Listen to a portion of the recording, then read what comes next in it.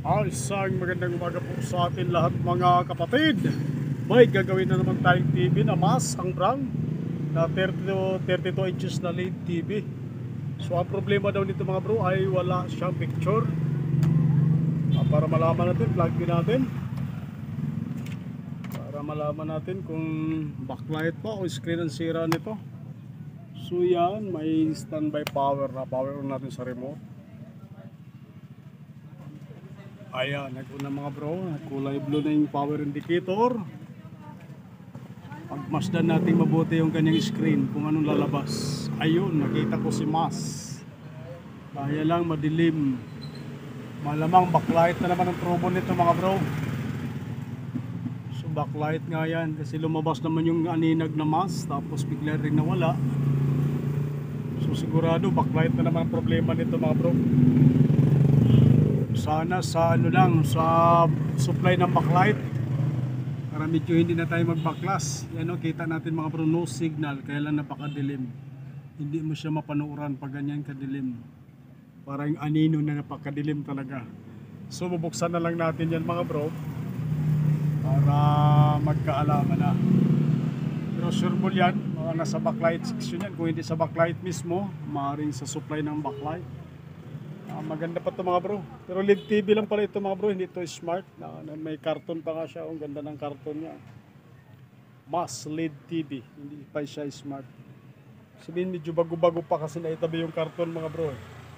So buksan na lang natin. Alamin natin kung ano talaga ang problema niya. Mas na 32 inches na LED TV. So buksan lang natin mga bro. Share ko lang pala yung model number itong ating gagawin na mas na LED TV. Ito yung model number niya mga bro. Model number LED-M600. Titingnan natin sa karton. Yun, parehas nga sila ang model. Yun talaga lagayan niya mga bro. So, buksan na lang natin. Ayun, tinanggal ko na pala yung screw nito mga bro. Paklasin na natin. Natira pa yata.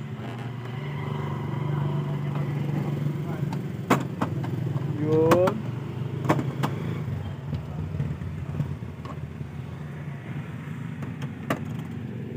So wala naman tayo nakita na visual check tayo sa ating motherboard. Okay naman, wala naman tayo nakita ng mga lumobo na kapasitor. So sureball talaga itong ating backlight nito. So baklasin na lang natin para baklasin na natin yung pinaka backlight nito.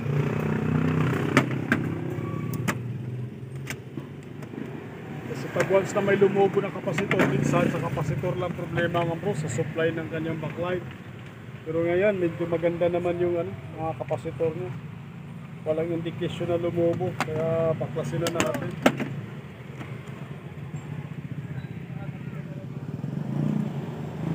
Diretso na tayo sa backlight mga bro. Then nakita naman natin yung mas na nakasulat kanina. Ibig sabihin yung screen natin walang problema.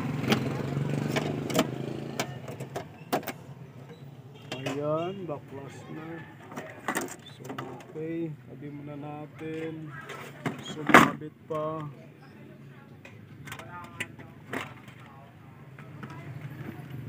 So update na lang mamaya mga bro. Babaklasin ko lang ha. Babaklasin na natin yung pinaka-screen para makita natin yung backlight. Para kung ano, palitan na natin lahat para medyo humaba ang buhay nito. So update na lang mamaya mga bro. Baklasin ko lang pinaka-screen natin yung backlight. So tuloy natin mga bro, napalitan na natin yung dalawang backlight.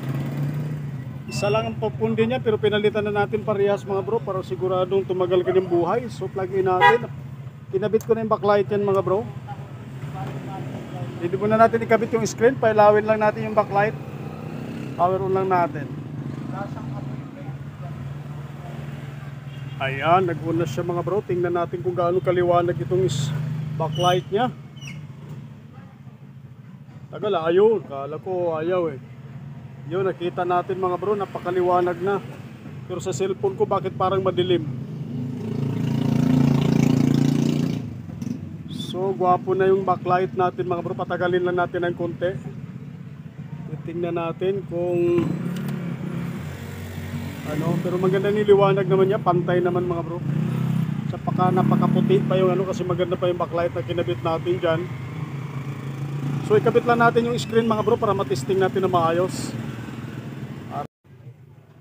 So naikabit na natin yung screen mga bro. So testing na natin para matapos na. Ayan, lagyan natin. Nagkakabit na lahat ng ating bagay-bagay. So power on tayo. Nasaan na ba yun? Andito pala yung ating sensor. So, gamitin natin yung ating. Yan, nag-power on na siya. Nagkulay blue na. Sinapin na natin yung mga bro ng ano, basahan para hindi magasgas. So silipin natin kung maganda na yung screen. Yan, umilaw na yung pinaka-backlight natin mga bro. So silipin natin yung pinaka-screen natin. Ayun, maganda na mga bro, napakaliwanag na. Yun, lumabas na slow signal. So kabitan na lang natin ang mga bro DVD, titingnan natin para ma-final testing. Okay, maganda yung liwanag niya. Pantay na pantay mga bro. So i-fix lang natin mga bro, palitan.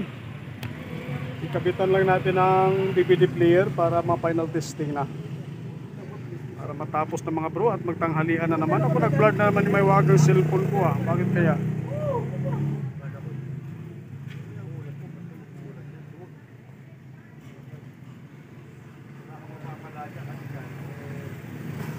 Ayun, ito pala.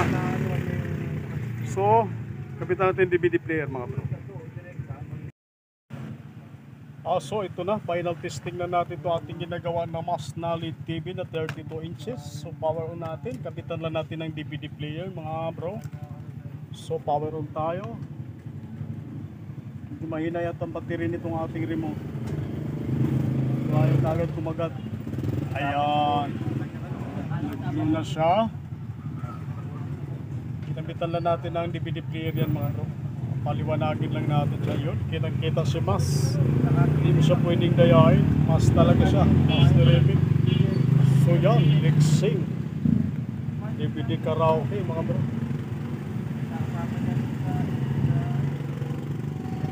Ayan na mga bro, napakalinaw. Medyo babad lang natin ng konti. Mga 2 minuto lang. Para sigurado. Pero babad ko pa yan mamaya mga bro bago natin ipatubos. Para sigurado lang. Ayan, napakalinaw na siya.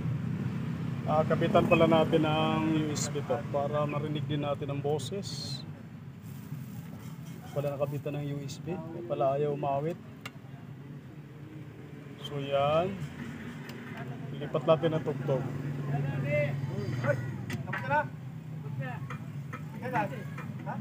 Ayan, napakalinaw na mga bro.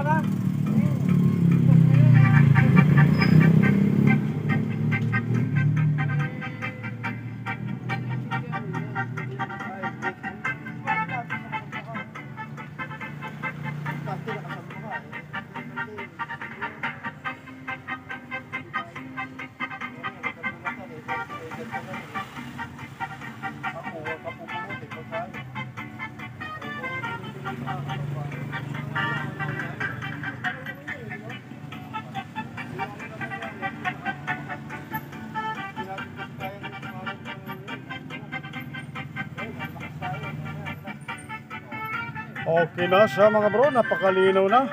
So maraming salamat sa inyong panonood mga bro. At magtatanghalian na, magandang tanghali po sa ating lahat.